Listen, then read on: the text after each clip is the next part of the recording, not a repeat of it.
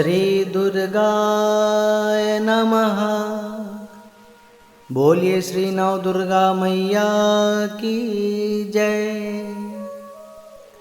दधाना कर पद्माभ्याम अक्षमाला कमंडलो। देवी प्रसीदतु मयि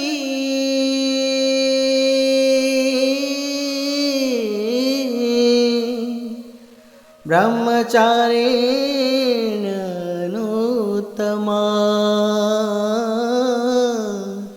ब्रह्मचारिण्यनुत्तमा।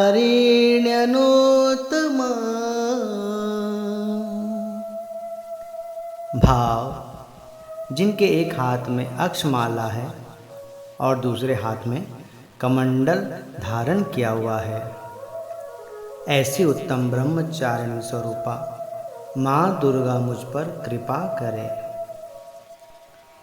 नवरात्रि पर्व में दूसरे दिन माँ दुर्गा के दूसरे रूप माँ ब्रह्मचारिणी की आराधना की जाती है। नवरात्रि शक्ति उपासना का त्यौहार है, लेकिन माँ ब्रह्मचारिणी त्याग और तपस्या की देवी है। माँ का ये रूप अपने भक्तों और सिद्धों को अनंत फल देने वाला है। उनकी उपासना से तप, त्याग, वैराग्य, सदाचार और संयम की वृद्धि होती है। शास्त्रों में ब्रह्मचारिणी का अर्थ तप की चारिणी यानी तप का आचरण करने वाली बताया गया है। देवी का यह रूप पूर्ण ज्योतिर्मय और अत्यंत भव्य है। इस देवी के दाएं हाथ में जप की माला और बाएं हाथ में कमंडल है।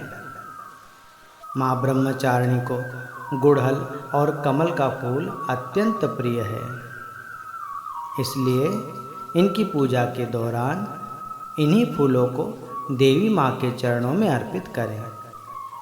माँ को चीनी और मिश्री भी पसंद है, इसलिए माँ को भोग में चीनी, मिश्री और पंचामृत का भोग लगाएं। इस भोग से माँ ब्रह्मचारिणी प्रसन्न होती है। इन्हीं चीज़ों का दान करने से आयु भी लंबी और सौभाग्य प्राप्त होता है। यदि किसी के जीवन में दोष हो तो विधि पूर्वक पूजा करने से उनकी स्थिति सुधर जाती है, सारे दोष मिट जाते हैं और अंत में मनुष्य सारे सुख भोग कर स्वर्ग को प्राप्त होता है। शास्त्रों में ऐसा उल्लेख आता है कि माता ब्रह्मचारिणी पूर्व जन्म में राजा हिमालय के घर में माता मैना जी के गर्भ से उत्पन्न हुई। राजा हिमालय के घर में बड़े आनंद और उत्सव मनाए गए। जब यह बात श्री नारद जी को पता चली कि सती का जन्म हिमालय के यहाँ हुआ है, तब नारद जी राजा हिमालय के घर में पधारे। राजा हिमालय ने श्री नारद जी का प्रेम पूर्वक स्वागत किया और उन्हें आसन पर बैठाया। तब राजा ने अपनी कन्या को बुलवाया और उसे श्री नारद जी को प्रणाम कर आशीर्वाद दिलवाया। फिर राजा बोले, हे नारद जी, मेरी कन्या के भाग्य के बारे में कुछ बतलाइए। श्री नारद जी बोले, हे राजन, तुम्हारी कन्या का भाग बड़ा सुंदर है। यह कन्या तो अनंत गुणों वाली है। उसकी महिमा सारा संसार गाएगा। सारे संसार में इसकी पूजा होगी, परंतु उसके लिए उसे तप करना होगा और तपस्या से ही पति के रूप में भगवान शिव जी को प्राप्त करना होगा और इसी से ही सारे संसार का कल्याण होगा।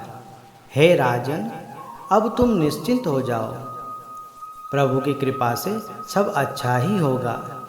श्री नारद जी के कहने पर माँ ब्रह्मचारिणी भगवान शिव जी को प्रसन्न कर अपने पति के रूप में प्राप्त करने के लिए वन में जाकर हजारों वर्षों तक तपस्या की। तपस्या के दौरान माँ ब्रह्मचारिणी ने केवल फल फूल आदि खाकर और जमीन पर सोकर ही अपना जीवन व्यतीत किया, परंतु उन्होंने सोचा कि और कठिन तपस्या करनी चाहिए। पुनः शिव जी को विशेष रूप से प्रसन्न करने के लिए माता ने इस प्रकार 3000 वर्षों तक घोर तपस्या की। कहते हैं उनकी इसी घोर तपस्या के कारण ही उनका नाम तपस्चारिणी अर्थात ब्रह्मचारिणी पड़ा।